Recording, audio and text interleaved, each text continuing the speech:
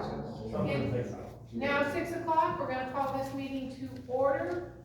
Director Beaver, will you please lead us in the pledge? I pledge allegiance to the flag of the United States of America and to the republic for which it stands, one nation, under God, indivisible, with liberty and justice for all. So good evening, everybody. This is our regular meeting for October 18th, 2023 at 6 o'clock. Roll call, if everybody could just introduce themselves. Terry Lincoln. Scott McVeigh. Pam Beaver. Logan Johnston. Chair Beverly Fickus, and our staff is? Yes, General Manager Paul Kelly, and we have Kayla Fox with us, our administrative assistant. Okay. So currently, open time. If there's anybody from the public that would like to speak, now would be the time to come on up and speak. Welcome back, Terry. Thank you. Yeah. Sandy Winters, we had our bus trip courtesy of Wind River Casino last Thursday, and it went well. Well attended, the bus was full. We just ran out of daylight, so we had to skip one of our roads, but the itinerary was pretty close. We left at 5:06, we were back at 7:15, so I thought that it was successful. We don't have a meeting scheduled for November, excuse me, because of the holidays. If something comes up, I'll get it posted, but right now we don't have anything to post. Probably November, December because of all the holidays. And there's not a whole lot going right now with Shasta County Fire Safe Council. They had their Fire Fun Day at Palisegra last weekend, and it was good. Everybody had a good time. We had firefighter challenges and music and food and Rocky the Raccoon and Smokey the Bear and a lot of stuff for the kids. Scott? When you're done, I have a question. All right. So you continue, please. Well, they have a lot of CAL FIRE, and that's another thing. We stopped down at the Happy Valley CAL FIRE Center on Canyon, and the battalion chief came out and talked to us for quite a while, and we got a lot of information from him on what they're going to do with their center. Right now, they just have a long-term lease, but they hope to get the property eventually. They're already starting to do a lot of improvements on it. And actually, we had 7 speakers right there in the parking lot, so we got a lot of information that way. Scott? How's the collection on the worksheets going? Because they have to be in by the 1st of December, do they not? November. Oh, November, so Yeah. we're coming up against it. But we found out we don't have to file all those papers again for our accreditation, so we're still going to be submitting our worksheets and showing what we've been doing. Okay. But so far we haven't gotten any grants. We're still working on it. And it was really informative riding that bus around the back roads, because there's a lot of places I hadn't been in a long time, and oh my gosh, I couldn't believe some of the yards and stuff. Is there a meeting next Thursday? No. Okay. No November meeting is scheduled for the time being. We're in October though. Well. That was the bus ride. No, the bus ride was Was always. this preceded? Okay. Yeah. Just checking. Okay, thank you. Thank you, Thank you, Sandy. I Yep. have a question, Oh, all sure. based off of that information. The new CAL FIRE facility, is that within the water district or is that just outside the bounds? Thankfully, it's within the district. Yes, it is. That was a fun bus ride. It was great. We had a blast. I'm glad that worked out. Yeah, that was nice. Madam Chair, Sandy, is there anything for the November newsletter that No, you? not right now. Okay. We don't have anything planned. Okay. Okay, anyone else from the public? Yes, I have a question. Sure. I was told I needed to come in front of the board to request. I own 17016 Flowers Lane, and there's a main house and then a little mother-in-law unit, and it had been rented, but my tenant died in November, and it is no longer, I'm not renting it any longer. So when we were through the drought and all that, I called to see what I could do because I had 2 houses with 2 tenants and both houses, because I was gonna go over the 29 units that was allowed. And they said, well, if you have 2 houses, you have to pay for 2 meters. And I'm like, okay, and they explained to me, well, it'd be cheaper to do it that way. Well, then, the price went up and everything. Well, I'm no longer renting that, so can I go back to the price for 1 meter? So, I'm gonna let you answer that. We had a big debate about that at the last meeting. And I have actually been researching additional units. I've been this week reading, minutes from the 90s, trying to find out what the protocols were. And I actually think they adopted it in the 80s and not the 90s. We are at this juncture looking at the rules and regulations and what it's talking about with the additional units. So I think we are in a quandary at this point. I would agree with you that you should not be paying that, but I don't know that we are taking it maybe by case. We probably need a letter from you. Yeah. So So I think that's right, and that's why the office staff and others of us have communicated to those that they need to come to the board, because we had that big discussion last month. So again, just in context, the way water systems work is when you connect a piece of property and a unit, you have a meter, you pay a capacity charge and the charge of a meter. And a lot of districts, and one of the things we found out, that there's some districts were back in the 90s still doing this, if you had a second unit, you had to pay for another meter. And so in lieu of another meter, this district has done, you pay for another base rate, and that is much cheaper than $18,000 for another meter. And in the case of a drought, it gave your property higher allocation right too. Right. And so what we have had up until now, and we're still dealing with this, is we just have to have proof that the unit is no longer in use. Okay, how do you need proof? What do I have to do? Um, I mean, she died in November. yeah, I We think, have to have proof that the water is off. yeah, Why would the water be off to that unit? It's 1 meter.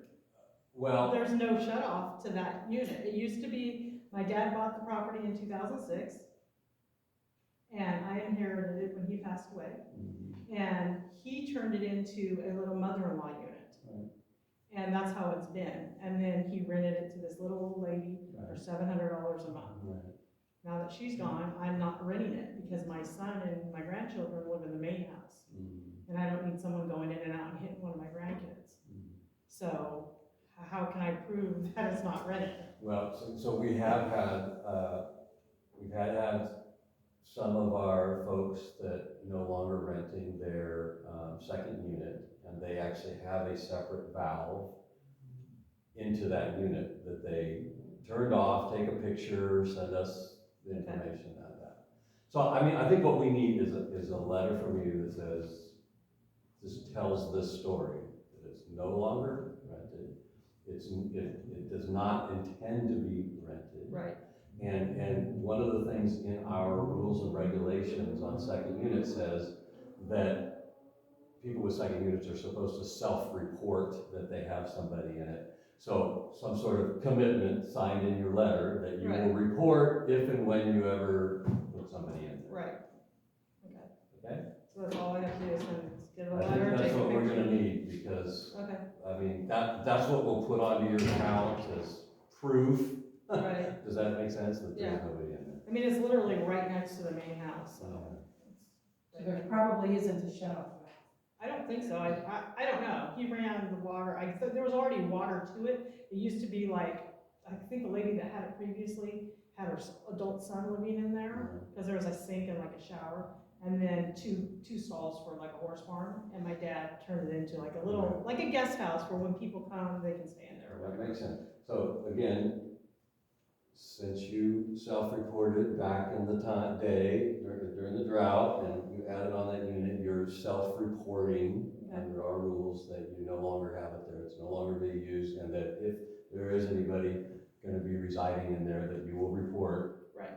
And we'll put that on on your account, and then you will remove the ASD or the base rate. Extra fee. But that's what we need. If you can find a shut-off valve or some butterfly valve, Let's see. There take might a be picture and attach it, that's even better. Okay, that's fine, I can do that. Okay. I don't know if we got your name though. Suzanne Lobsinger? Thanks, Suzanne. Thank you. Until we get that fixed, I think we're gonna probably crop off the lot. Well, Until we get it cleared, not fixed, but cleared. Okay, we are on to, anybody else from the public needing to speak? All right, thank you. We are on to the consent agenda. So we have minutes from the meetings, and we have four sets of minutes, right? 1, 2, 3, Yeah, 4, 5. so, Madam Chair, there's, the June 21st regular meeting minutes, and those are a little late because those are our last, I think those are last of the verbatim ones. And, you didn't hear any glee in there, did you? Yes, you can see that was quite significant. And then, obviously the 9/20, we had a special meeting on August 9th, and the Finance Committee meeting from the 12th of September. So those are the minutes. We obviously have some bills paid. I will leave it to those that requested to have copies, make whatever comments or questions about those copies. And obviously we have payroll and activity on that. And I believe, I need to find out for sure, so Director Johnston would not have been at the 6/21 meeting. No, I would not have. Or the August 9th meeting. I believe I was at the August 9th meeting. No. No, okay. August 3rd. Right, you were appointed August 30th, right? And the minutes for that are on. At the board meeting in August. Yeah. Yes, which, So in other words, he can abstain for those. Yes. And we can call that out even in the general motion for the whole. Okay, any questions in regards to the bills and things that we put in the packet? Director McVeigh? Just wanted to point out, on the bills, the Pacific Gas and Electric, the wells, I noticed that they went back up. Even if we take out about 920 for the office, we're still looking at well over 5,000 for that period. It was September 21st, office and well 3, and then wells 1 and 2. And I was hoping that we were gonna be getting a consistent, lower rate, not having to fight it. Well, the check signers today will have noted that it went back down. It did.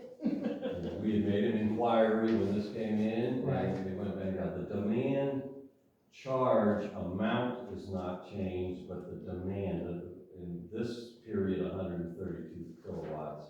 And Yeah. the demand went down. So I don't know, I think we just have to keep track of it, keep bugging PG&E to keep it Is there up. some way of getting a reimbursement for some of this, since they overcharged us, or a credit? They will not admit to an overcharge. I will just mention though, since we have the South Booster electrical upgrade project, we will be running the wells at some point, November, December, testing things. So we're trying to get a firm sense. There's, what I've been told is if we run the wells for less than 30 minutes, this won't change. But if you run it for more than 30 minutes, they will use that amount of kilowatts used as their demand charge kilowatts. Yeah, and what is it per kilowatt? Yeah. Yeah, it's So ridiculous. we're trying to get a firm answer on that, and hopefully, well, right now, for well 3, that's $19 per kilowatt. So Exactly. that's a standby charge, and for those that don't know, when you have a large well, in this case, when we need it for emergency, PG&E is required to have the requisite amount of power there for when we flip the switch. Right. In an emergency, we need the water now. We can't call them and wait 3 hours for them to, get the squirrels running to get things, power there. So it's got to be there. So that's why there's a demand charge. We aren't gonna dispute that we have to pay a demand charge.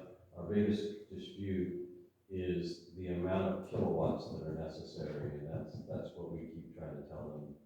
So let me ask you then, is there some way of doing a transfer switch? I mean, we discussed this a little bit before, but prior to the SCADA, project going forward, to where we could have one demand charge instead of one for each of them? Because we're not really running more than one well at a time, if we're running the wells.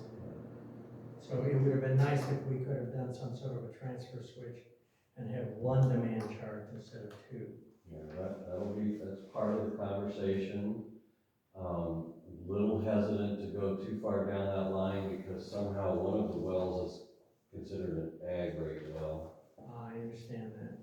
And that's giving us a better price, so. Yeah. The one thing again about this project, remember, currently we're only able with 1,500 gallons per minute. We're only able to do one well at a time. The beauty of this project that we're doing is we could do 3 wells at 500, we could do 2 wells at 750, and have one as a backup. And so I think we will be able to coordinate better as it relates to this when we're in a drought again. One of the wells wasn't producing all that well, from what I remember. And so is that one that we still want to leave in operation? Yeah. Okay. Because it might not necessarily be used in a drought situation. Okay, so this discussion is not regarding bills. Yes. No, it's not. Okay. It's I kind of went a little far, but, it does pertain to how to mitigate some of these fees. I had a question on I think it was the second one. It's called Immense Impact LLC, which is the Rural Water Impact. So this is not a membership, this is our website. And so they do their hosting, they do really good with their customer support. They also provide, if you sign up for alerts, that they'll send out alerts. But I think most of us know that our website's a little limited. It can't contain, the look and feel is a little dated, and we want to put more information on it and get it, arrange it better. They have an upgraded website hosting and look and feel, and but I just don't want to spend that money right now. I think we'll wait till next year, but that's something that If you go back to the previous page, and I was the one that asked for that ability answering service.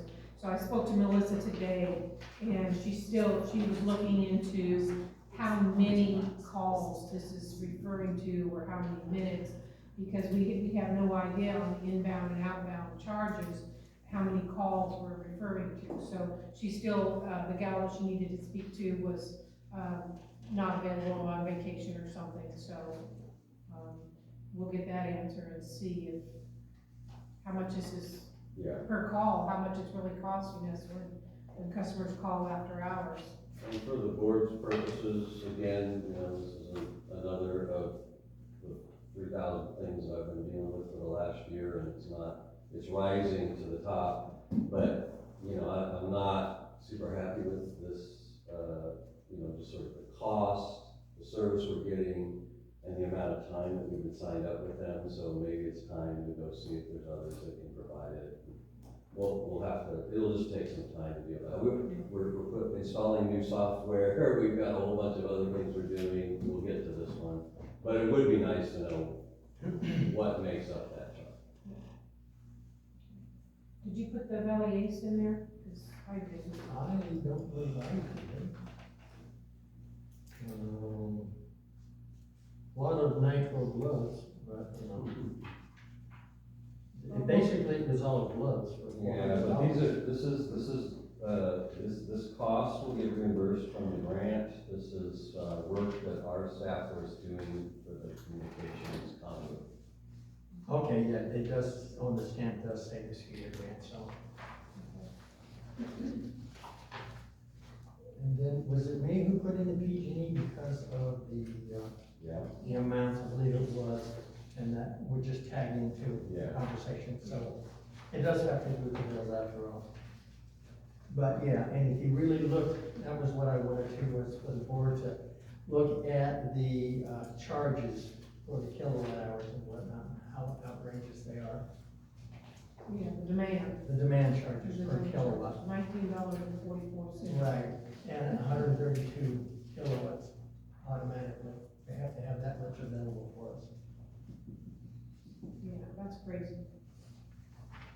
So my thought was, is there any way of mitigating that expense? Because if we could drop 2,000 monthly, we got 24,000 a year. That could be well used someplace else.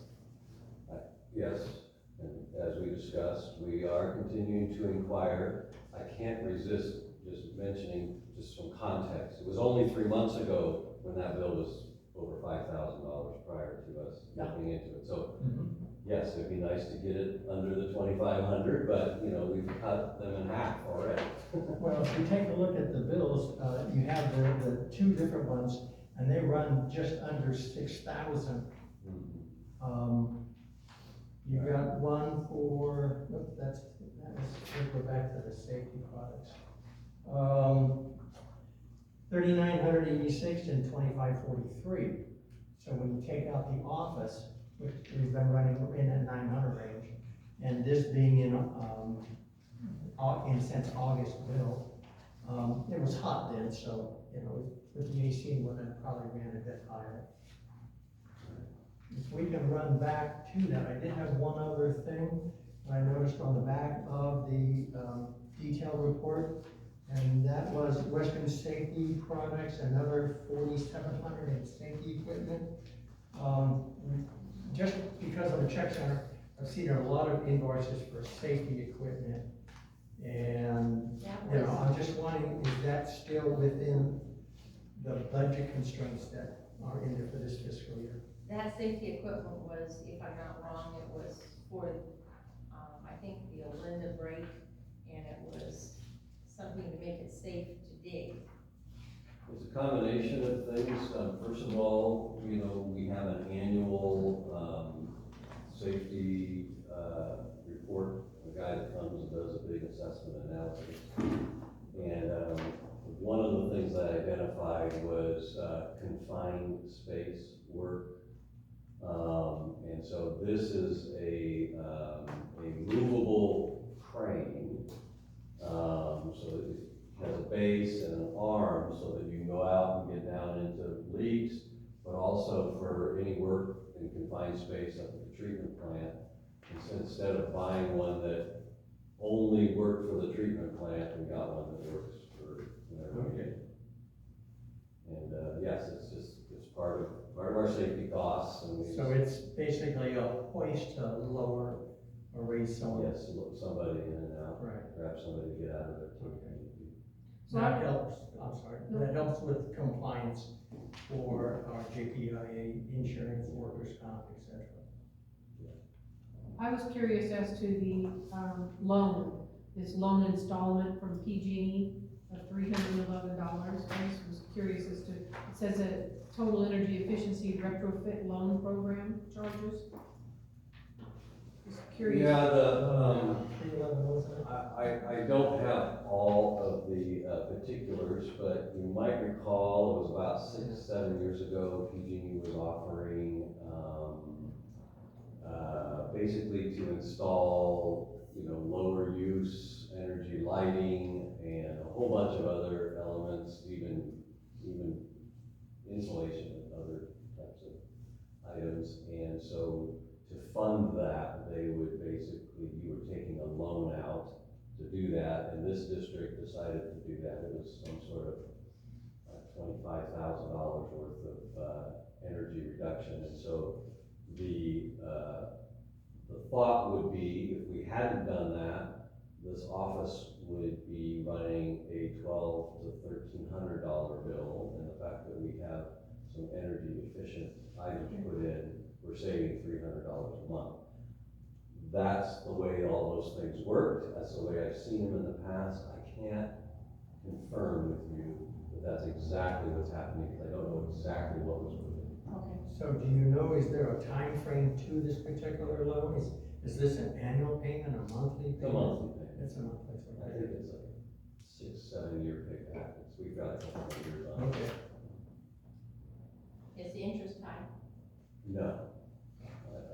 I actually don't think there's any I interest don't on think it. there is, no.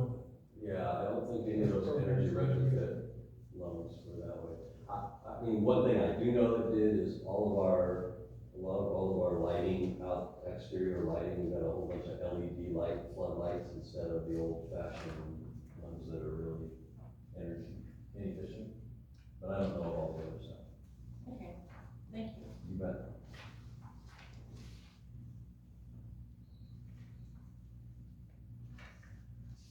Any other concerns on the sheets that were put in there? I'm gonna just mention the one in here for the distribution backhoe that was, put in here, that's in Amazon. It came to our attention from one of our operators that the lights on the backhoe, hadn't worked for a long time, and, I have no idea why the district didn't repair those, so we bought a new, LED light bar so that when we have breaks in the night, we can actually see what we're doing. And then staff installed it, I'm assuming. Correct. I was curious about the parcel viewer from Shasta County, the annual fee, and also the Mapport collaborators fee annually of $220. I would assume that gives us access to look at parcels, but can you tell me, is it worth it? Is it worth spending, $540 a year for looking at parcels? And, I'll let Kayla answer that question. Yes, oh, okay. yeah, it helps us to make sure, well, one, we check them to make sure that, or the parcels haven't been split, or, they're attached to the right account. And I know Roberto also uses this for the USAs. What's The- the? Underground the service. underground Oh, service. oh, then it's very, very important. Okay.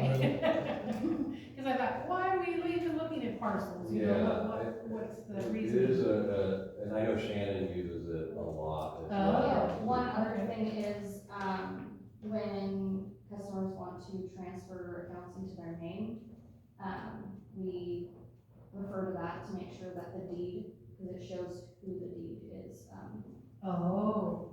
titled to. So when a property's sold, it Yes. shows up Yes. 30, Oh. 60 days later or something? I Because, don't know the timeframe. they record on one day Yeah. and Okay. usually a day after closing. I will never question it again. No, no. It's okay. It's okay. If it's an annual, okay. Actually, my boss is working with that. So I guess the AT&T was in there because that's showing the amount that we have to pay for the phone service on the wells? Is that the 600? And this That's one is water actually the treatment. treatment plant. Oh, And is that still an issue as far as AT&T not supporting the line out there? I know it's been over a year when Bill mentioned that they were gonna stop supporting any internet or whatever out there. It appears AT&T has backed away from that. Okay. They have not threatened not supporting the line. I have asked Bill to investigate that because it's our understanding that the treatment plant has AT&T post-car fire put in a bunch of fiber out there, so that was one of the reasons why they were going to get rid of the copper lines. So, if there's a way to get phone service through fiber, then that hopefully could save us some money. This is it's a pretty high cost for basically just 2 lines. Yeah. Are they just phones? Are they something fancy? And are they gold? Yeah, it sure feels that way. I mean, $650 a month for. Maybe it's mileage from their hub. Yeah, it is, a lot of it is because if it's in a remote area, unfortunately, there's no cell service out there, they're not very good. So one is the treatment phone, so, on Bill's, business card, it has a treatment plant phone, and that's one of them. The other one, which is very critical, is if there's an alarm, something that goes off, SCADA finds something, the valve's not right, it uses the phone line, and you can't have cellular for that, you have to have Okay. copper Yeah. line. So that's fiber. probably what's causing And the, that, unfortunately, is what's costing us, that's why I'm asking, hey, if it costs us a few $1,000s to run a fiber line in there and reduces our monthly costs, then let's do that, yeah, if it's possible. okay. All right, so we have a little bit of payroll, two month, or two 2 runs. 2 runs of payroll, and then we've got the activity report, profit and loss for September. I know we're gonna go in detail over the first quarter budget and budget adjustments. Anyone with issues on the profit and loss for September? Okay. All right, so we are looking at, then, was there any comments, General Manager, that you wanted to make on any of that? Really, we're gonna look at it later. The only one I kinda did wanna mention, and thank you for asking, under the U.S. Bureau of Water Purchase, we have a negative $2,500. Just to remind the board, when we fill those out, remember we prepay for the month of September, and then we pay for, in retrospect for the month of September, and since we attributed some water to the McConnell purchase, that's our last actually cost for McConnell. The next 2 months are gonna be free McConnell water. So we'll get into some of that bureau cost. That's why it comes in negative and we got a credit. The free McConnell water, are we scheduled to use it up by the end of January? We're planning to use it up by, the end of November.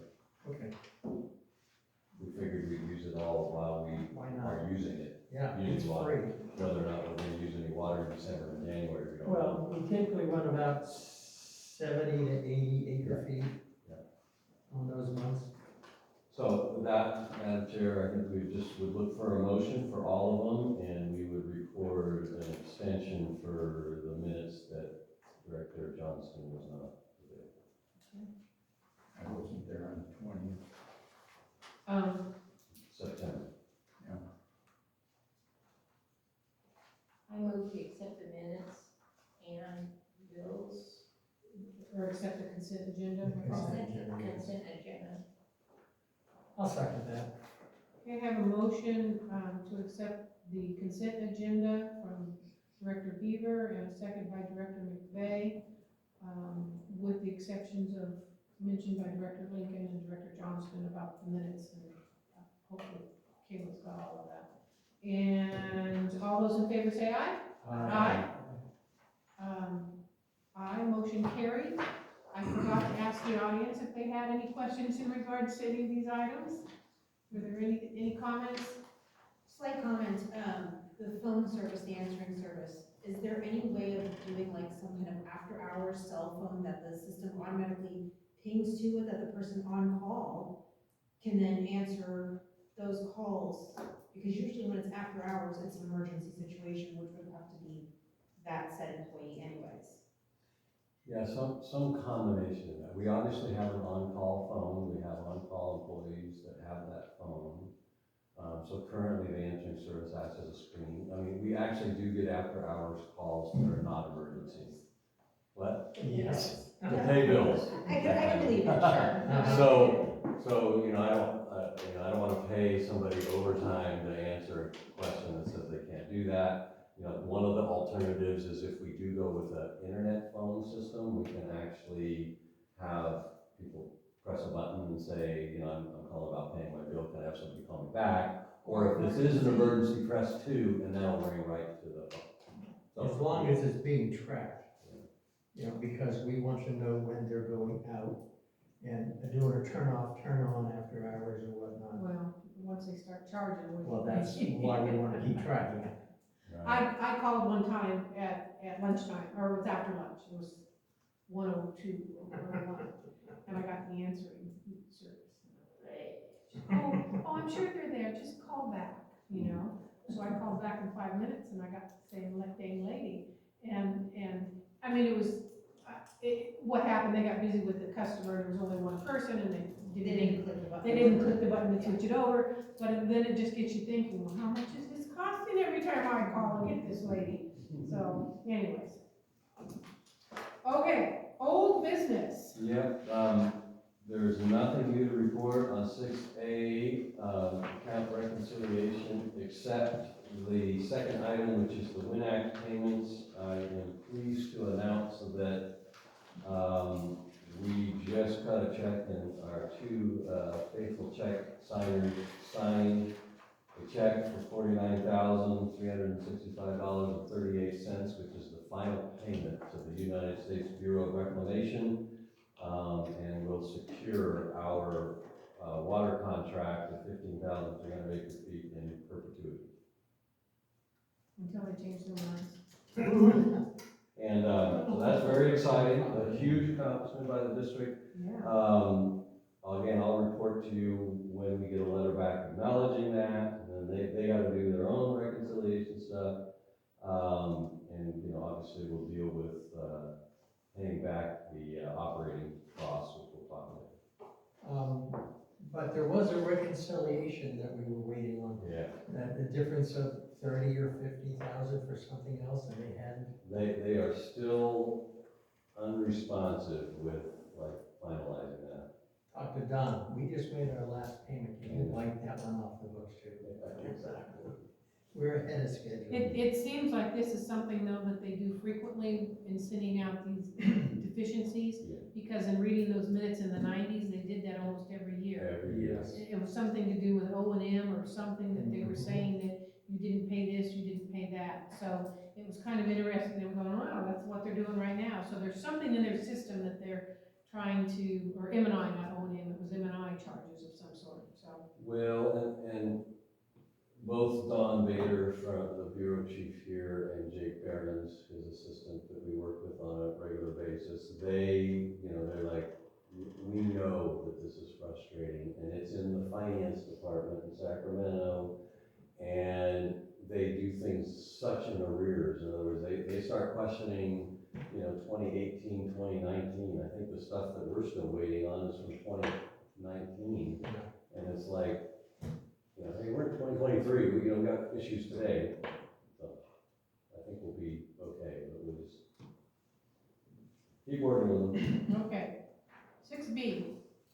Madam Chair, pleased to present to you what I believe is maybe the first ever quarterly activity profit and loss statement versus budget and a recommended budget adjustments.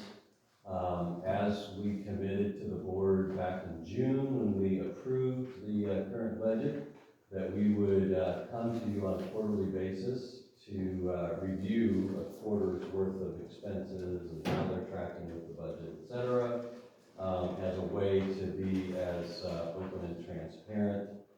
As I shared with the Finance Committee, you know, one of the things that I committed in the budget was to start, you know, showing that we're putting money into our reserve accounts, whether they're designated revenue or others. What I'm hearing from my accounting folks is that the way I was trying to show it, which is you had your designated revenue, and then you said, I'm gonna just expense that to the reserve account. It's not an accounting principle thing. So I then said, well, has the board ever seen a balance sheet? Well, it doesn't look like anybody's ever printed a balance sheet for the board or the community for years. So that's what we have here, and it needs some work on it, but just so you know, that's why you have these multiple things in your packet. So just a couple of comments as it relates to this sheet that has your July through September costs, and then your quarterly budget amount, and then it was hard with the system, but we were able to get your annual budget amount so that you kind of know where things are at with that. I just mentioned the WIN Act. You know, if you take the previous year's, our yearly budget of $250,000 this year, that would be $62,500 a quarter. We were very committed to getting this paid off by the end of this calendar year, so we jammed everything into this last 3 months and made our last payment. So and the second thing was, when we approved the budget in June, we didn't know that we were gonna be able to make one more catch-up payment from the previous 2 years in June. So the actual cost, though we budgeted for 250,000, is actually 200,000. And that's why I'm recommending we move those excess expenses around. The other thing is, we had a long conversation at the board level, with the committee level yesterday, and I think we've come up with a really better solution on showing this. But, you know, one of the things when I came here was, we need grant money, we need to do projects with grants. We had a couple grants, we've got them underway. The downside is, they're classic state grants where you pay the expenses, and then 3 months later, you turn in your expenses to the state, and they reimburse you.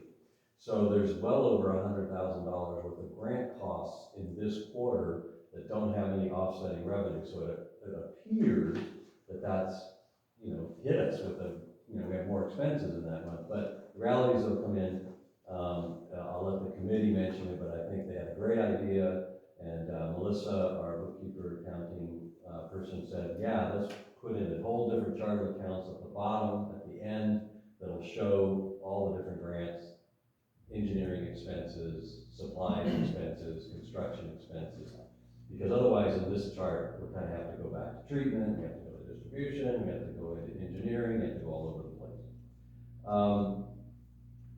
The other thing to note, we have been showing you that the investment by the board to have Shannon, our account clerk, be full-time and to go after delinquencies was showing positive results over the last couple of months.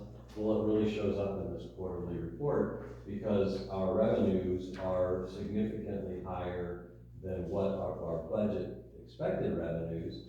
But a lot of that is because those are people that have paid on accounts that they hadn't paid for 6 months. And I know that we reported, the district, because of COVID, it wasn't doing lockouts, because of staffing, wasn't doing lockouts, because we're sending delinquency notices, we're then sending them 14-day lockout notices. We've had probably $150,000 worth of revenue come in just for all those delinquency payments. Do we know how many delinquency accounts there still are? It's in the package. We actually have it in the option 90-60-30. at the end. And again, we'll I don't remember the exact number. But we do, and the other thing is too, we've got to clean all this up before we go to the new system. But if you kind of run a quick calculation, this makes it look like we have almost 3,000 accounts, which we don't have, right? 2,600. Okay, the other thing I want to just mention, our supply costs are a little bit higher, but we front-loaded a lot of the McConnell expenses in this quarter, knowing we will not have any McConnell expenses for the next 2 quarters. Most items of treatment are actually tracking. In distribution, we need to move one of the accounts in there. We noticed it last night, 40215 needs to move to the south booster. Repairs and maintenance definitely are higher than budgeted for the quarter. Again, we have more leaks during the summer, so I think we need to track that and see how we're doing when we get into the next year, or at least at the half-year mark. Under administration, if you look at the bottom line, like, oh my gosh, the expenses are really high, but there's over $100,000 or so, about $60,000, $70,000 of that are engineering services for our grants. So we take those out, they're closer. I did report to the Finance Committee yesterday that in the payroll and wages and expenses, yes, we see that the bottom line is we're running slightly less than our budget, or right at around our budget, but the distribution is a little bit higher. And then, in that number, the distribution has about $20,000 worth of overtime in that number. Actually, it's about $2,400, $24,000 because I didn't include on-call. As mentioned yesterday, I'm going to recommend that we lower the budget, for the WIN Act to 200,000. We increased the budget for safety and training, by $5,000. Some of it is because these safety reports are telling us we need to do some stuff.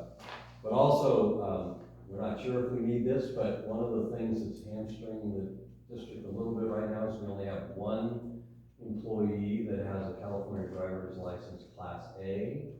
You might recall, we took that out of a couple of our required, certifications in our job descriptions so that we could bring people here. We've got some really good operators right now, and I think we probably should incentivize them to get their Class A license. Obviously, the current employee is also one of our longer-term employees, so he's got a lot of vacation time set up, and we want him to take his vacation. And so when he does, then we don't have somebody to drive that. So we could find somebody temporary and stuff like that, but which was a good comment by Mr. Longfire. We might check into that, but this is another option too. But we don't have in the MOU to where the district pay for any of that education.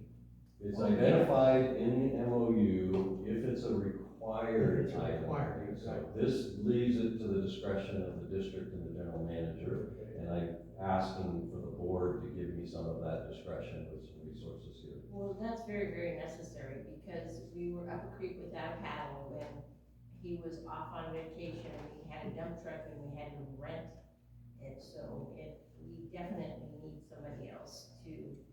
Totally agree. So I think one of the concerns during the MOU discussion was that we were afraid that we send them to this training to get their class, whatever it is, Class A.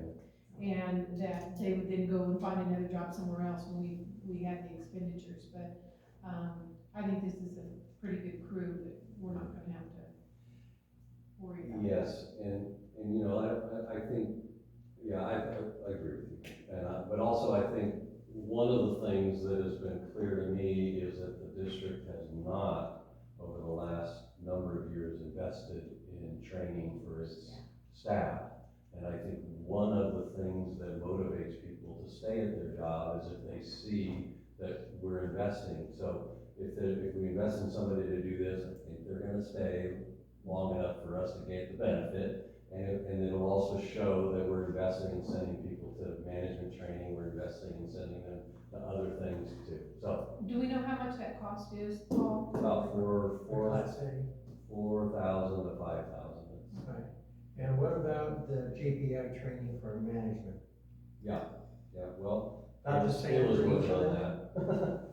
that. I'm just asking that question because I'd rather see additional people training with their Class A, but that cost is a little high, but. Yeah, but we have an option, I think. I do agree with you, Madam Chair. I kind of envision us maybe doing one now and then one next quarter, so we come in with another budget. Depending, we don't know exactly until we get somebody in and how much it's gonna cost. We have a couple of proposals.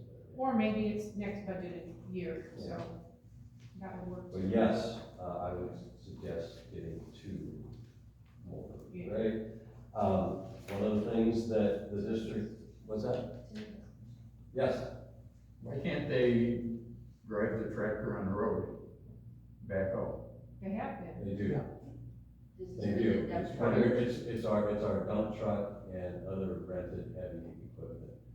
The backhoe does get, done that, but I thought it was mainly for the backhoe to move it around. no, it's really for the dump truck. Now, admittedly, when you have a leak, especially like on Linda or somewhere farther away, I just spent a lot of money because the tires were bald on that backhoe, and we just spend more. So the more you drive the backhoe on there and not put it on the trailer and then hook the trailer to the dump truck. So that's normally the way you do it, is you put the backhoe on there. But you gotta look at what's the cost of the tires on the backhoe versus the tires on the trailer and the Wear and tear on. dump truck and wear and tear on the dump truck, and, you know, how much time does it take to load it up and get it all hooked up and. Right.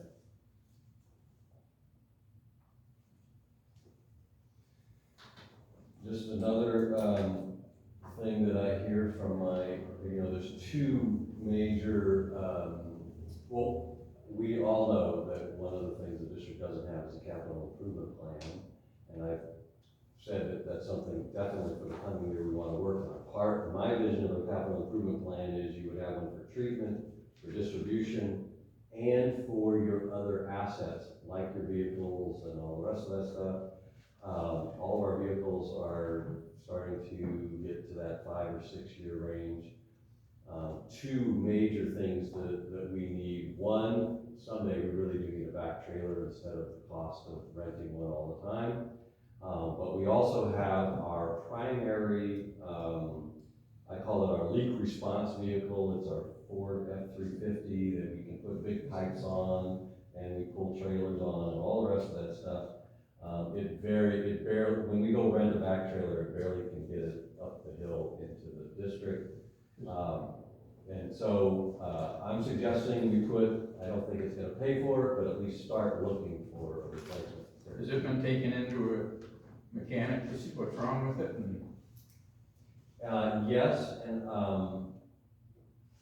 the last report I had, which was about 4 months ago, was this is what you got. It's a gas engine with only a single wheel axle in the back. So you're recommending a diesel? I think it's a diesel. So, and I've been talking to a few of my colleagues at Bella Vista, Centerville, and other districts, and they said, oh, we all have diesels for that. They've also reminded me that the state, California Air Resources Control Board, has come out with some new fleet rules. Your employer is going to have to deal with this too, by the way, that says that all, for the next, starting in 2024, we have to report to the state our fleet, and all future purchases of the fleet, half of your purchases have to be clean air vehicles or electric in particular, which is not a viable option right now for water districts. And then I believe by 2030, 50% of your fleet has to be some sort of clean air vehicle. So there are quite a few districts that are out recognizing that they need a diesel vehicle for this type of use, trying to get them done by the end of this year. So that it's an existing in their fleet and not buying it in 2024. So that's one reason why I'm suggesting that we start looking at, I would come back to the board if whatever we decide to do anyway. So, and then there may not be a viable option, or we may try to find a used one, or maybe, I wrote myself a note. It's been like 4 months since we had a mechanic look at it. We got to go back and have them do another forensic on it and give us a better answer than the last one they gave us. And really, if it really is like, this is what you got, this is what you got. Compression issue? Yeah. But if there's something like, oh wow, somebody's been driving this hard and the cylinder's blown out, number 8, and if we just fix that, you'll be fine, type of thing. That's what I want to hear. But it may be geared wrong or something, That's why you need to take it to a good mechanic, Yeah, and again, the transmission issues could be wrong. I know it's been serviced, but, it could be that there's gears out. All right, well, I want to make sure we move forward. Yes? One more thing on that. How many miles does the current F-350 have? 12,000. That's it? Okay, thank you. That's all. Yeah, but the problem is that it's not useful, it's not made for hard. No, that's not what I'm getting at. Okay. This is just not doing the job. And at 12,000 miles, it's not gonna have, if it had some catastrophic issue, you would absolutely know about it. Most likely. But it doesn't mean we shouldn't at least make sure again, just for sure. Yeah. Fuel is a little bit higher, so I'm suggesting we put some money in that. Also reduce our well and booster utilities, because we have, even though we want to make them even less. We had budgeted for 60,000, we're tracking more of 30 to 40,000, but I think we could reduce it by 10. When I brought to you the new customer user software, CUSI, we have since found out that other people that use this call it Koozie software to replace our mid-90s software. We had put in the budget $15,000 for conversion and purchasing of the new software, and $10,000 for a license. Some of that was going to go to the old systems license and then some to the new. When we signed the agreement a couple of months ago, I told you it's more than we thought, so this is the budget amount that it's going to cost us. And the same thing with the server and computer stuff. Our commitment to making our systems more cybersecurity.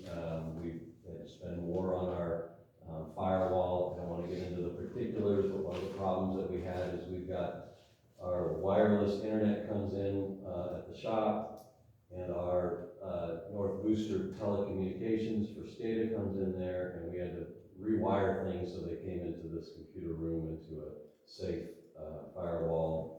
Just cost us a few $1,000s more than what we thought it would be. Basically, what I'm suggesting for this budget adjustment, that we just kind of reduce some of the expenses by $60,000 and increase some of the others, kind of balance it out. Because most of the time you do your budget adjustments at the mid-year. But this one, just because we know we have them. Again, there's some that we're going to be monitoring. We got to monitor the treatment plant repairs. I think the Chair Fickus has brought up a couple from yesterday. We also need to update our grant expenses tracking because, like I said, they kind of bounce around. We need to monitor our distribution systems expenses. So just want to make a couple quick comments. I know I'm talking too much, but we really are committed to putting money into the reserves as we committed in our budget. And since I had thought, why not just put it in as an expense to your reserves, the accounting people went nuts over that, so that 7,000 range they didn't like. So we have in here a balance sheet. It's not super current. There's a few things that need to be adjusted, but in your current assets under checking and savings, that will show the board and the community that there's money going into those reserve accounts. And what our plan is on a quarterly basis, so the next time we have this meeting, you'll see this list, and then, which will be the first quarter, and then you'll see the second quarter, so you'll see the increase in money or decrease, depending on if they were used or not. Just as a quick reminder, at the bottom of that list, this first quarter, we would have had into the operating reserve 4.1% of usage, which would have been about $8,896, and we would have had capital improvement and modernization reserve, which is 1.8% of the base rate, which amazingly would have been very close to the same amount of $8,891. So again, in the future, you're going to see that that's an increase, right, from the previous, that's money going in there. The other thing I would just show, just classic balance sheet, you got your assets and you got your liabilities. Some of the liabilities are payroll liabilities, pretty standard, as well as CalPERS. We have some long-term liabilities. The WINAC repayment is inaccurately shown here as $544,455. That obviously is incorrect because we just made, this should show $49,000. Right. I think these are a little bit behind on the filter plant loan, but those are some of our liabilities. Obviously, the good news is $1.4 million in the black, but it's actually more like $1.8 million in the black as that total balance sheet. And with that, Madam Chair, I would look to the Finance Committee for any of their comments and the rest of the board. Okay. We'll start at the end. Director And McVeigh? nothing. Okay, Director McVeigh? Yeah, I'm going back to page 6 on the quarterly. Yeah. We're showing the budget supposedly was gonna be a negative 98,000. Yeah. Was that anticipated expenses versus, revenue? Because this first quarter definitely would have been high usage on water, because, you know, that's our summer months. And your base rate's gonna be consistent throughout the entire fiscal year. So I was surprised to see that we were budgeting a negative 98,000 for the first quarter, because we weren't paying, you know, necessarily the WIN Act upfront. Well, so, the couple of items as it relates to that. So if you look at your annual budget, you can see it's a balanced budget. Oh, yeah. There's a little bit of extra money, that $10,998 in the discretionary fund balance, that's actually leftover money, that's just a way to balance it out, so that's actually resources that we have if we needed to. But if you do go back to, line item 29100, WIN Act repayment expense. Right. As I mentioned before, the annual budget was $250,000, the first quarter budget should be $62,500. Right. So we pushed that budget amount into this quarter. That's gonna make it unbalanced by about that $98,000. Okay, I see what you're saying. But if we had kept it at that 62 for the quarter, then that 98 would have been skewed the other way. Yeah, there's one or two others, and I don't remember, Melissa told me which one they were. I mean, I'm okay with the end result, it's just, it seemed odd to see that we actually had budgeted minus 98,000 for the quarter. I don't remember what Melissa said. All of those delinquent payments that have since come in, would that not factor into 98, or was that factored into the budget when it was put together? Because that's almost a $100,000 difference right I there. agree with you, I believe we budgeted, collection 90%? Yeah. You know, on both base rate, water usage, the 1081s, whatnot, was the original. Though I wanted 98, but, you know, to get a budget You passed. always want something, Scott. Of course I do. You know, we need money to run the district. All right. So, yeah, I know with the fry, it's gonna be real hard, but because we're talking that a little bit, can you give us a ballpark figure where we are on the collection percentage? It appears we're in the maybe 94, 96% range right now. Yeah, I think when you do a calculation, I come up with 96. I'm hesitant because of how much those large delinquent amounts are.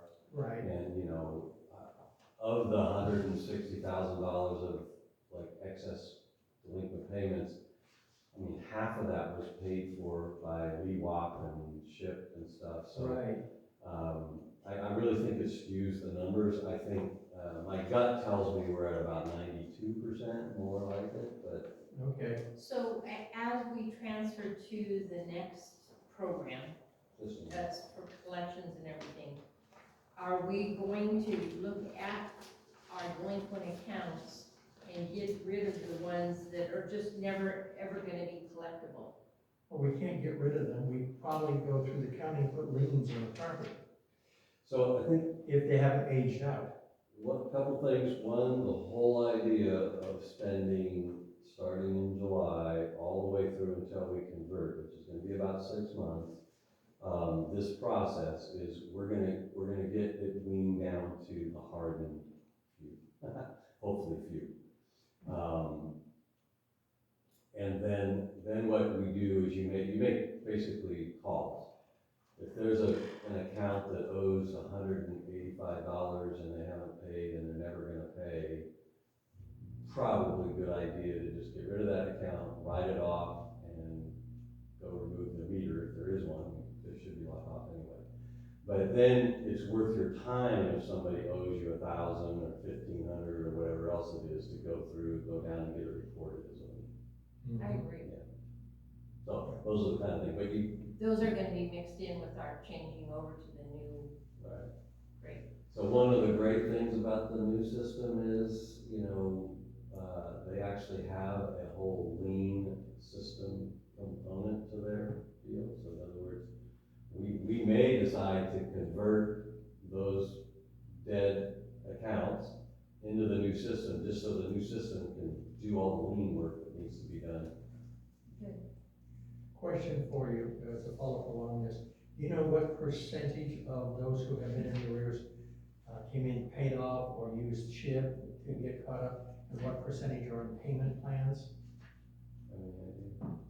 I think there are only max 10 payment plans. Okay. So we've collected the majority of the arrears that, Correct. unless they're fairly old. Yeah. Great. Good job. By being serious, we've even had people come in and write $6,500 checks. It's hard to believe that they would have a bill that high, but we had some. And CHIP paid off a couple of large ones. Unbelievable, yeah. You had one that was over 14,000 a few years ago.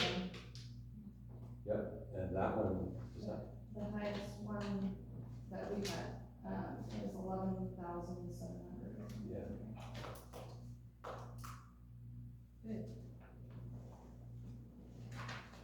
Okay. Any other questions?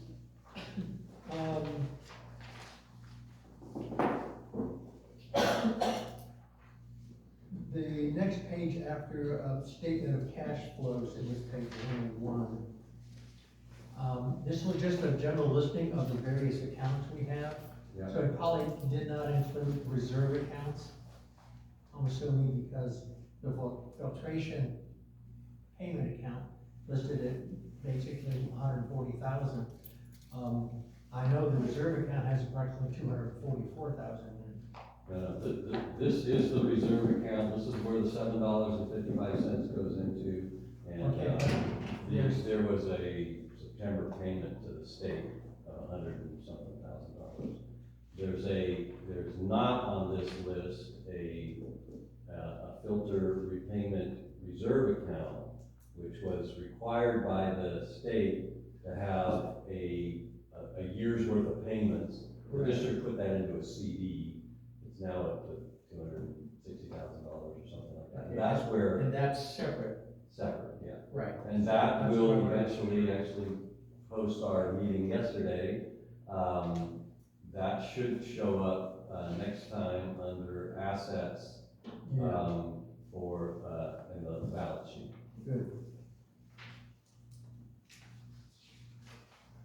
And maybe real quick on the OPEB, because of the way that's structured, I know some of the board wasn't around to listen in on the finance committee meeting, but could you spend maybe just a minute or two on our OPEB, what we owe, what our position is, and actually that it's fairly decent? The total liability was about 1.8.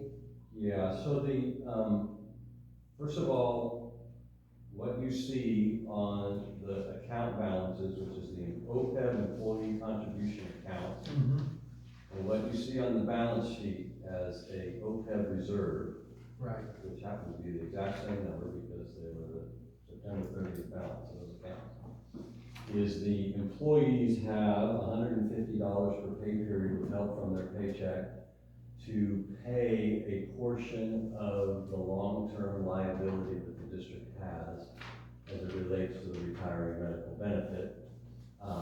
This happens to be half of the 2018 amount that was calculated as the employee's contribution to that long-term liability. Right. This is a reminder, currently the district, if you work this is on a macro level, if you work in CalPERS for the district for 20 years, the district will pay 100% of your retiree medical funds. That's our retiree medical funds. Yep. If you work for 10 years, the district pays 50%. If you work for 15 years, the district pays 75%. Now, it gets really complicated because the district is a CalPERS agency. The CalPERS pension benefit is completely different, separate from the we have some unfunded liabilities as it relates to the pension benefit and all the rest. But because you're a CalPERS member, the district, and you provide CalPERS health insurance, you are required to provide some retiree medical. The district in the past chose to provide the max. Okay? So 2011 or something? what's that? About 2011, the choice was made. Well, it was before that they did it, but 2011 is what our current system is under. So in 2011, though, just as a marker, when that MOU was approved between the Employees Association and the district committed to funding the unfunded liability for 30 years up to that date, and that the employees agreed to contribute half of their costs. And so that's why we have an actuarial done every year. It's called the normal costs that are part of what they do. And you know, you can run the numbers up. It was at the time, at first it was a percentage from 2011 to 2018, and then the district and the employees decided, let's just make it a flat rate. At the time, it was about $45,000 that they had to come up with. You divide that by 26 pay periods, and you divide that by 11 or 12 employees, or how many they had at the time, that's $150 per pay period. So that's what goes into that account. And then the district is supposed to take that and its own money and make its contribution to the trust fund. So now the trust fund was what the district set up to pay for that long-term liability. And so it is always calculated over 30 years, and it takes your current actives and the potential cost that they would have to the district when they retire if they attain the benefit, and it takes your current retirees and says, you know, based on our charts, they're all gonna die at 79 and a half years old, and so this is how much it's gonna cost. I don't, you know, you know, those actuarials, they're very hard-hearted. And so they do all these calculations. Our current obligation is about 1.8 million. And we have a little over 1.3 in that trust fund. We have a little over 1.3 or so in the trust fund. So we are at 70 some odd percent funded, which I can guarantee you, north of Sacramento, you won't find more than a handful of districts that are over 60% funded. Right. And that trust fund earns a decent interest rate, does it not? Yeah, What was that, about 92,000 last fiscal yeah, year? it does pretty well. So the way it's supposed to work, and the district made a decision a couple of years ago to not make contributions to the service, as they call it, which is the trust fund. They didn't even make a contribution of the employee's contribution. That's why that number is $77,000 right now. So I'm being told by our actuarials, we need to, like, as of January 1, what was the amount, and make the payments for all the people that have contributed in the past. But just so the board knows, it's generally what you're supposed to do is you take the employee contribution plus the district, and this year it's supposed to be $98,000 or whatever it is, and that's what you send into this survey or the trust fund. The district is also supposed to calculate how much the retiree medical cost will cost them in the coming year and make one draw per year of that cost, because that trust fund is supposed to pay for it. Right. But the district decided a few years ago, hard to know why or how, and they were allowed to do it because of the way the numbers were. Instead of putting money in and taking money out, we're just taking operating money and paying the retiree medical. Now, if you are astute, you will notice in our budget, we have a retiree medical cost of $95,000. I actually just checked it today. That is tracking almost exactly what our yearly cost will be for the 7 retirees that we pay our payment on for their retirement. So why is only Rick's and what's the other gentleman's name, Rogers, why are we sending them money per se, and the other 5 don't show up, so we're automatically doing it differently? Well, I don't know about Roger. there were two other employees that we were sending them money. So CalPERS, at some point in the last 10 years, said that their cap to, for the employer to pay on their medical insurance was 90%. So if the premium was $1,000, the max that the district would be obligated for was $900. The district, 10 years ago or so, said regardless of that, we have made a commitment that we would pay 100% if you reached your 20 years. So we were having to make up the difference between the 90 and the 100%. Okay. And that's, we are legally and morally obligated to stick with that. I just wondered why we weren't just being all in it. Yes, I know, it's very, very confusing. So one of, you know, we'll just be straight up here, one of the super big irritants for my current staff, 7 of us are all new to the district in the last year, is this $150 per pay period that's going in to this account to pay for a benefit that it's highly unlikely we're gonna attain. Because you gotta have at least 10 years. So it's clear this program was all set up for those that were gonna be here for 20 years and not work for anybody else. And so, now, we are required as a district to provide some sort of medical payments. There's some required minimum ideas out there, and other places I work, we just said when you retire and you qualify for retiree medical, the district's gonna pay $500 a month, and whatever the premium, if the premium's $10,000, you gotta come up with the rest of it, but that's why you come up with medical savings accounts to pay for that. Right. So those are different options that we have, but the reality is, we really can only do those for future employees and any current that decide to give up the current benefit and take the new benefit. And you know, there's gonna be some of our employees that aren't gonna want any change because they've been here, they've already qualified. And then the other thing is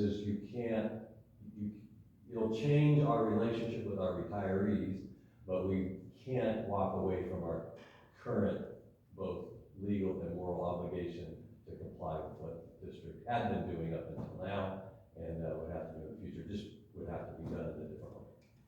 The union made a proposal along those lines, did they not? Yeah. And will that be made available for us to review at some point? Maybe. Maybe not. Right now, the actuarials are trying to calculate costs. I understand. Until I can't really answer about. I understand. So really, I hope, I know I probably spent way too much time on that, but it's, if anybody understands it, I'll let them explain it next time. I know just enough to be able to explain it. Any other questions regarding the quarterly budget? Versus actual. Any comments from the floor? Yes, Madam Chair, I don't know if I can get up right now or not. I know of a couple of long-time employees that aged out that didn't really want to retire, but they had to, and one of them, I know for sure, bought out his retirement before he left.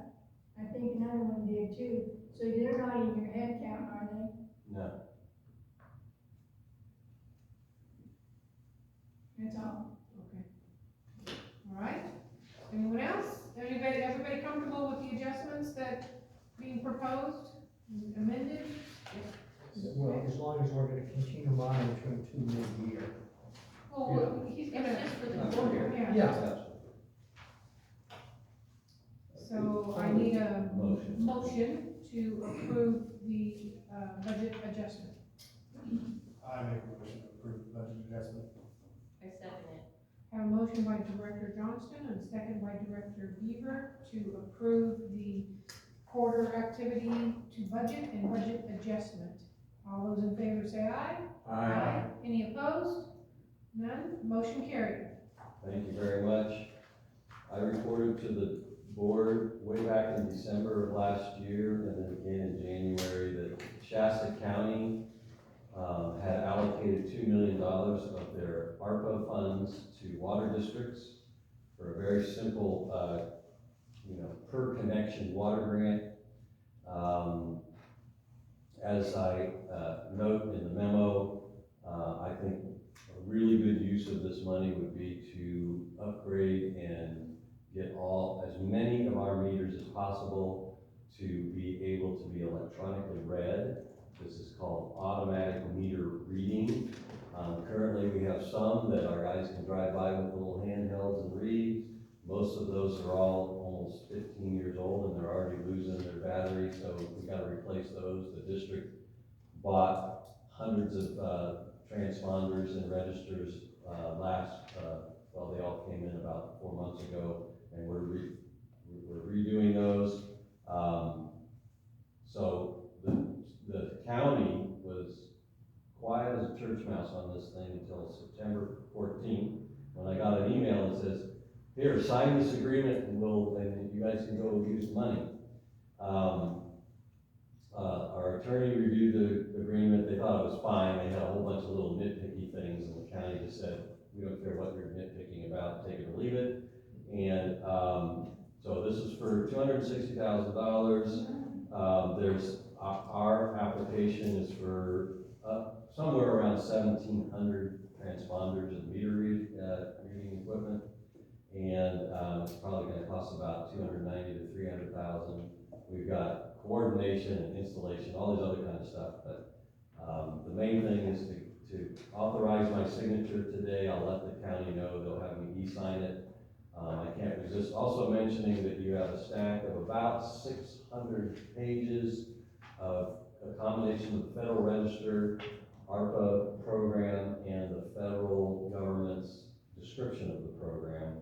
And I found it's on page 191 that we qualify in this project. And it is a grant, it's a reimbursable grant, so we'll have to order them and then submit our invoices.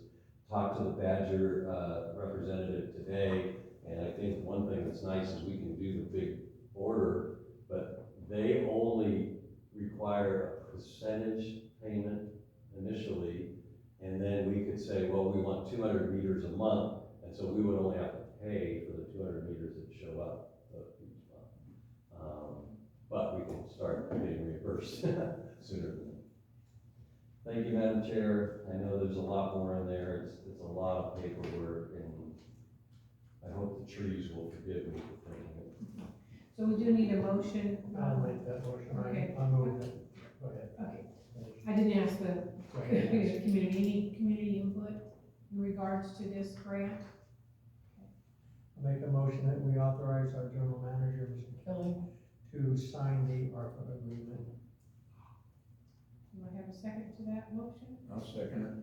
Have a motion by Director McFay to have our general manager sign the ARPA grant agreement, and a second by Director Lincoln. All those in favor say aye. Aye. Any opposed? None, motion carried. Thank you, Madam Chair. This next item, which is just the water usage update, this is really discussion for the board might recall last month I handed out this interesting colored piece of paper as I'm trying to do a water audit. So as I mentioned before, we're looking at from the treatment plant to the booster, from the booster to people's meters, and then I'm going to take everything all the money that we receive and calculate that back to what we bill back to the meters. So we're trying to look at it from both sides. I also warned the board that one of the challenges is that you can't look at each month as a discrete month because, it kind of blends out. The other thing is we read meters on, this month we're reading them right now. So we report to the Bureau September 1 to September 30th. We read meters on, I'm just gonna pick a date, September 20th. So that's what gets billed. That's what people pay on. But the next couple of weeks of water usage actually doesn't get billed until the October use. And September is a great example of that. we took from the Bureau 256 acre-feet of water, through the North Booster, 250 acre-feet of water came, so we lost about 6 acre-feet, which is, we think might be in the backwash ponds, we're not really sure exactly all that. We billed for 291 acre-feet, so we actually billed in September for more water than we reported to the Bureau. But that's because that includes water usage during a hot week at the end of August. And people were irrigating and doing some other things. And actually, because we collected on a bunch of delinquent accounts, people owing for water usage back in March and February, we actually collected an equivalent of 335 acre-feet of water. So that's 29 acre-feet, or actually 45 acre-feet more than what we took from the Bureau. So, what all that does is that makes up for some of the negatives that we have above. As I mentioned before, we have about a 2% loss in the Muletown conduit. We have about a 14, this is the one I'm most concerned about, we have a 14% loss, what it looks like, between the booster station and the meters. So that means we might have a pipe somewhere out there that's keeping somebody's pond nice and wet that we don't know about, or something like that. So, but we gotta figure that out. The difference between what we're billing and what we're getting paid is kind of de minimis because it usually flows out over the time. But it's really those, I think, what we're focusing in on. I can give you these copies, but otherwise, just wanted to report on you that we're still working on it. Thank you. I don't think the Question along district's those ever lines. done this. With that approximate 14% loss, what time frame do you think you'll be able to need to have hard data that we could use potentially in a water conservation grant through the state to help us with the infrastructure? Well, one data point that is not included in this is something I need, and I've asked our distribution supervisor to do, which is at least for these months to go back for each one of the months and look at our leak reports. And most of the time, all of our leak stuff has in it, you know, water ran at what we think was about this many cubic feet or, you know, gallons per minute, and it ran for 20 minutes, so we can do some calculations to see, because this does not have in it the big old Linda break, Right. an olive break, which were big pipes that, I mean, are they gonna add up to 40 or 50 acre feet? Probably not, but that's the one key number I have before we can really be solid and say, when we make an application, we know it's 14% loss somewhere in our Right. system. Okay. Thank you for, again, I think it's a great exercise. Also found AWWA has a spreadsheet a lot more complicated than this that I might also plug some of these numbers into to see if it's coming up with the same thing. All right. We're on to general. General manager's report. Yep. Yay. Really, just, it's pretty, I don't really want to go over what I wrote in there. The main thing I wanted to mention, and you know, I told Kayla that I didn't need him because I was going to give them to you, and now I can't find them. We had a visit from the Joint Powers of JPIA, and we had a great conversation with them. They finally have a regional rep. About a week or so ago, they sent us a really nice letter that covered a lot of elements of things that they saw here. They gave us kudos for things. The chair was CC'd. I gave you a copy. I email everybody a copy. The main two things that they told us was, one, they can help us with, they have a management academy that I think would be super helpful for our supervisors to go through, so we're working on getting them enrolled, and it's a combination of online and some in-person stuff. They have injury and illness prevention programs, so they can look at ours and update it, and safety, look at all those types of things to help us with that. But one of the other things too is they said, if you sign this little document that says that Clear Creek is committed to excellence and cost-effective and affordable insurance coverage, and that we're gonna do our best practices to reduce the potential frequency of vehicle losses, infrastructure-related construction, employment, ergonomic and fall injuries, and wildfire prevention, that we can all sign this. So I signed it, and I'm gonna have each one of you sign it, because it makes us eligible for micro grants. So one of the things that we talked to them about was, you know, we happen to be in an area where we probably have more days over 90 degrees than most other districts. And, you know, having cold water, having ice, maybe having some shade. They said that would be a great thing to grant for. So once you sign this, I'm gonna start filling out a grant application, see if we can get $6,000 or $8,000 for water filling stations, kind of like what we have around the corner there, but with those water bottle type, you know, filter tails. And also we can get maybe an ice machine and other things. While I was doing this, I found out that our treatment plant does not have potable water. Because they're having to bring their own water in. So, and it makes sense if you are working in a facility that is making it drinkable for 9,000 people. You don't have it right there. But the real reason is because once you run it through the filter, you've got to put it on the chlorine, and you need contact time for the chlorine, and that's taken up by going into the Muletown conduit.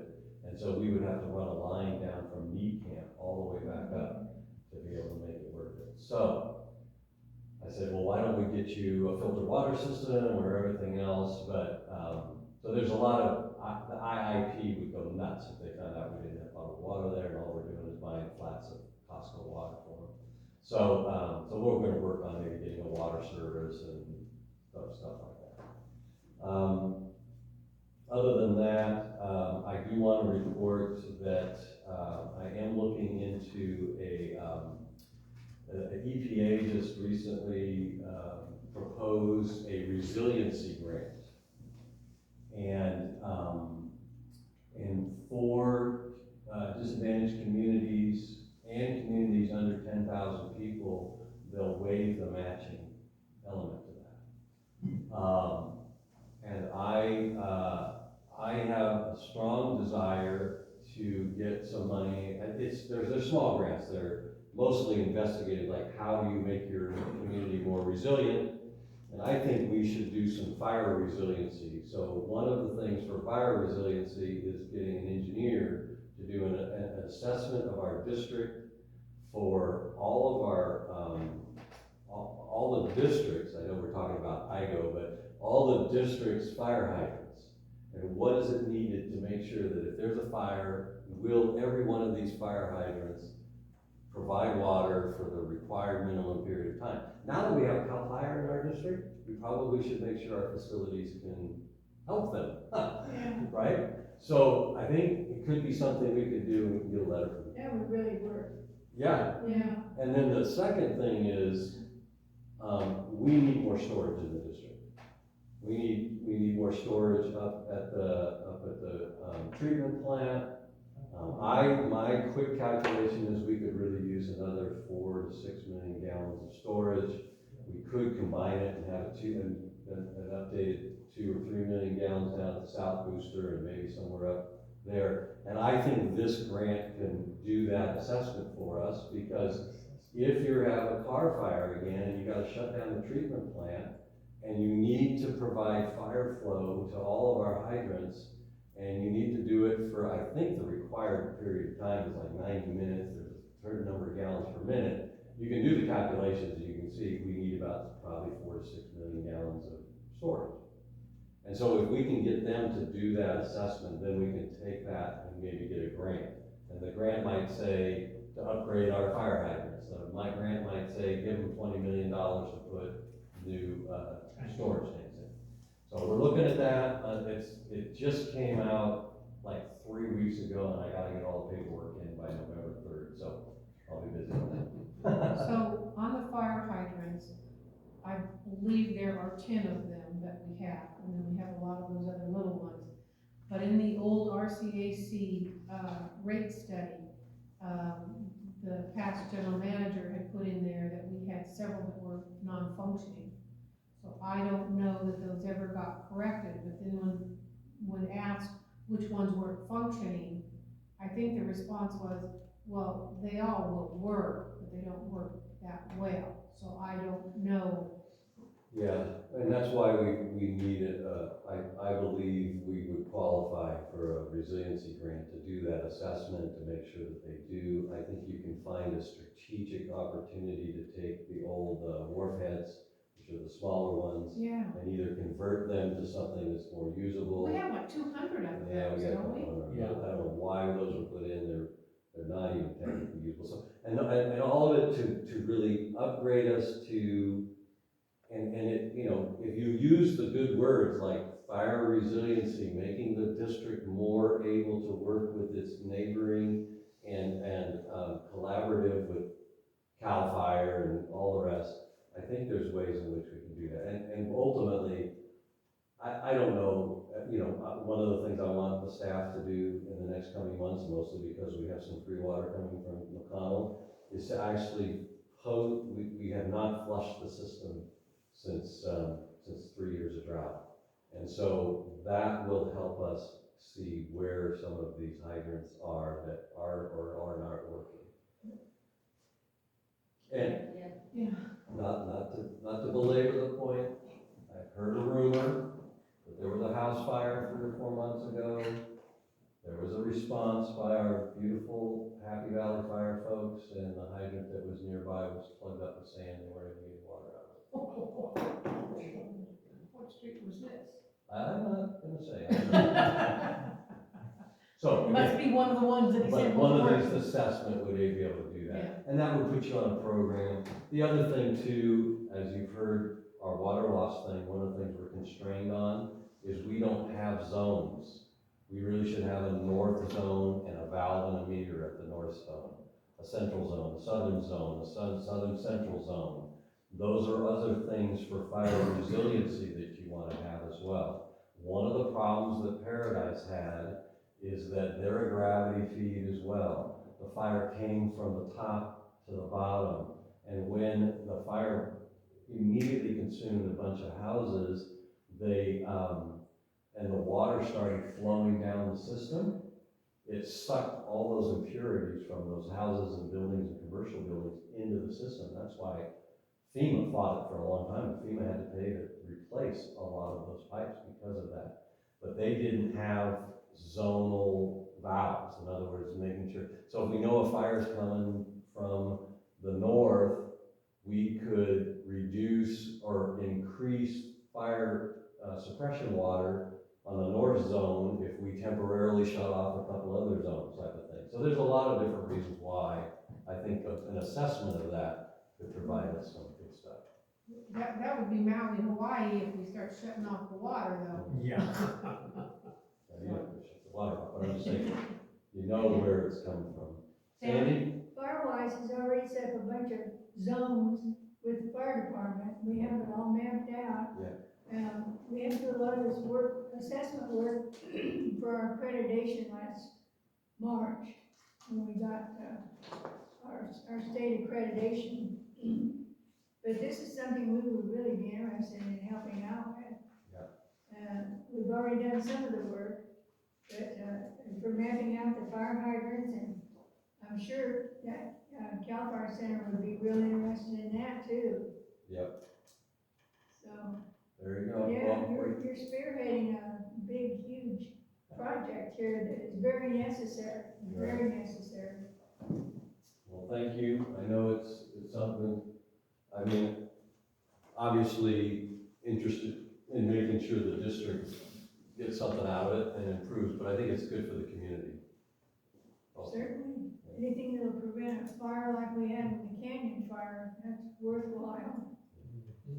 All right, the operations report, you can see we're down to 90 accounts, 90 plus days delinquent. Last month, that was 150 accounts. We're down to $54,000. Last month, it was 73,000. There's 102 accounts at 60 days.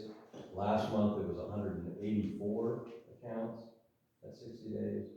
And currently, we're at 159 accounts at 30 days. And last month, it was 241. So you can see, continuing to see an improvement because of all the work that Kayla and Shannon are doing. And we left in here just an acknowledgement of SHIP and Lee Watt. Treatment plant, total 395 acre feet. Clear Creek used 256. Obviously, the difference went to Centerville. Of that 100 acre feet of it was our last of our McConnell water. But just to mention in there, I know I reported multiple times. We did get our, funding agreement with the state for the Backwash Ponds Improvement Project. They have completed the 90% design. If you're on any of the bid systems out there, you'll see it's hitting the streets next Friday for bid.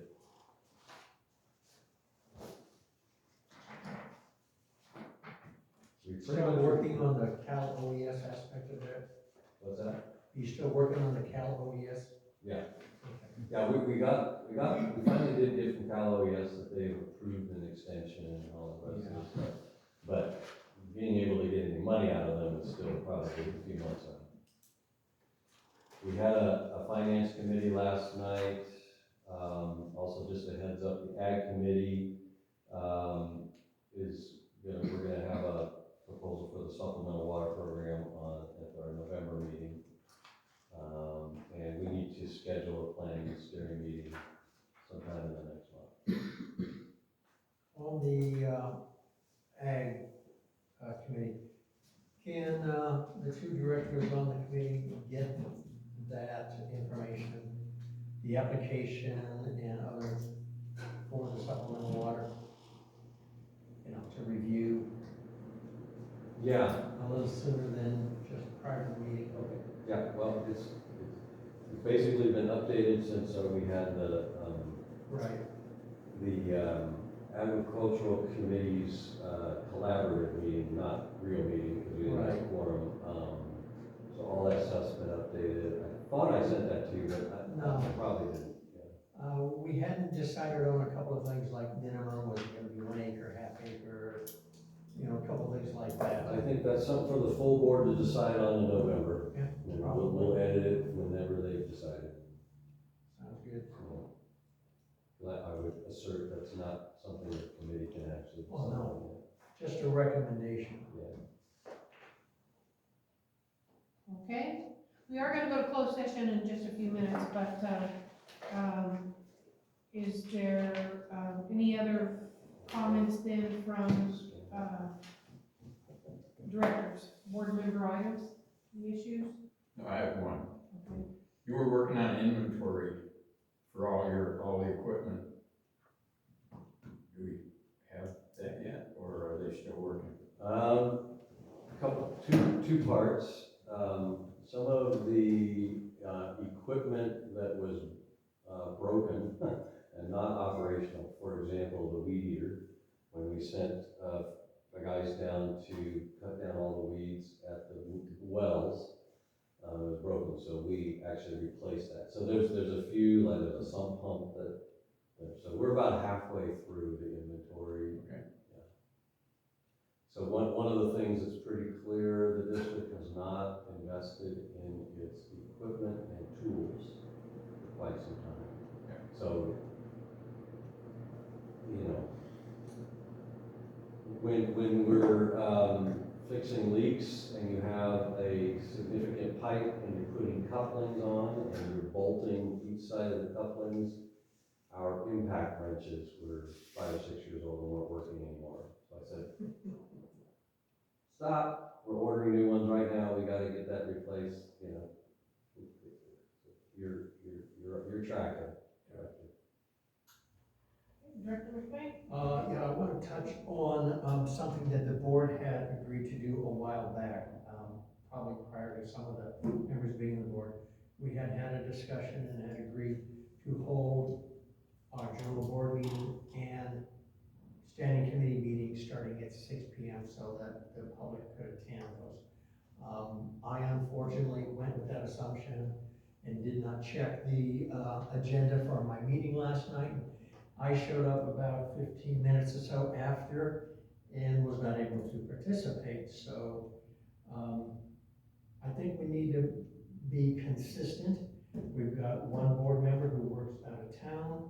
It would be difficult to get back here, you know, and, we had sort of committed to the public that we would have these open for the public and start at 6 p.m. So I know we made a change. It's my fault for not paying attention, even though we had a conversation the day prior that, yes, we'll see you at 6. You know, it's on me, I didn't look, but I think we need to be consistent for the board and for the community. Can I clarify that? You betcha. Okay, so we agreed, the board agreed whenever they did it, the argument was, be careful on the special committee meetings, or on the committee meetings. The only one that they said was 6 o'clock was our regular meeting. And if you go back and look at the minutes, it'll show that the committee meetings could be at different times. So I'm almost 100% sure. And I would like to see a more consistent time if possible. I understand the concern if nobody shows up, but in my opinion, it should be made available, and whether the community decides to come or not, it's their choice. I can't hold an agriculture committee meeting at 5 or 5:30 right now because Dr. Johnson works out of town and would not be able to attend, and that would not be fair to him. So, you know, does that mean that all the different standing committees would then end up meeting at different times? Yeah, they could. Yeah. Based on what has happened in the past, or what they agreed to a year and a half ago.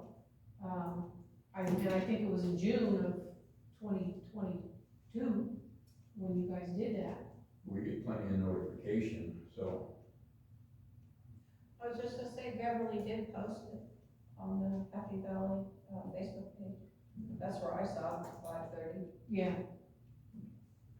so she did post it.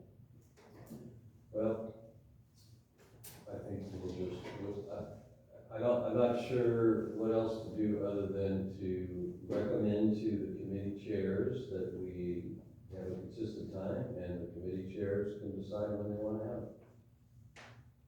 Yeah, go back and read the minutes and see exactly what it says. And if it needs to be adjusted, then we can discuss that. My concern is, and we talked about it a little bit last night, was that nobody showed up other than Jackie and Ken. And, so the whole reason for having night meetings is for the public to come. And so the other thing is though, that we're supposed to have community involvement with that. And we need 2 community members on each of those committees. And so I had to reflect on, after I got home, it's like, oh, wait a minute. You know, we probably do have to have them later at night and not midday or 4 o'clock if your committee member, community person, is not available. So that's something that we have to take into account too. So, do we have our applications ready to go for that? So, I haven't put anything on Facebook asking people to, volunteer. That's for the end of this week to kind of button out, and they're basically ready, I just need to go Okay. back and make sure. Okay. I figured starting probably next week, we would get them out there. Okay. That might be something to add on to the applications for the community members, is like time restrictions or time constraints. Yes, That please. for availabilities. Yeah, that's a wonderful idea, Caitlin, thank you. Okay. Director Beaver. I have nothing to add. Okay. Director Johnston. I have nothing. And Director Fisher has nothing to add. So, any public comments before we close or go to closed session? Yeah, I just want to say that the standing committees, I think that would be, I mean, if I was to fill an application for the A, like Logan, you're on it, I'd have to have it 6 o'clock. Yeah, no, I think that for that committee, it's gonna be best if we go at 6 o'clock. Yeah. And just consistently keep it that. Years ago, the board meetings were 7:30 in the evening. They were way late. So late night. They were running 10, 11 o'clock, and I'm going, hey, just what we did, you know, a Yeah. year ago or 6 months ago. So this is great. So when we go to closed session, we are going to be, let me just read it, it's public employees to consider performance evaluation of general manager pursuant to Government Code 54957B1. And we are going to be reviewing, his performance for the last 6 months, and then kind of give an overall 1 year. I would anticipate that we might be in there for a little while. There may be some adjustment to your contract. Are we looking at that at all? No, No, just for okay. clarity's sake, if there is, that will happen on the open calendar at the November meeting. That's my recommendation, that's why you didn't see Okay. anything on this thing, and I didn't post it as any action item after this. Right. So the only action item is to do the performance evaluation, and then, whatever action that comes out of that will be in open session in November. So I anticipate at least 30+ minutes, so you'll know that we're just having a discussion and we're not going to be making any decisions if you so choose to leave now. Yeah, Okay. as a matter of fact, if everybody leaves, we could just meet in here. Oh, okay. Yes. So basically, you're not gonna fire Paul after the closed session? Yeah. No. Okay, checking. Gotta wait till November. Yeah. Okay, so it is now 7:51 and we are adjourning to go to closed session.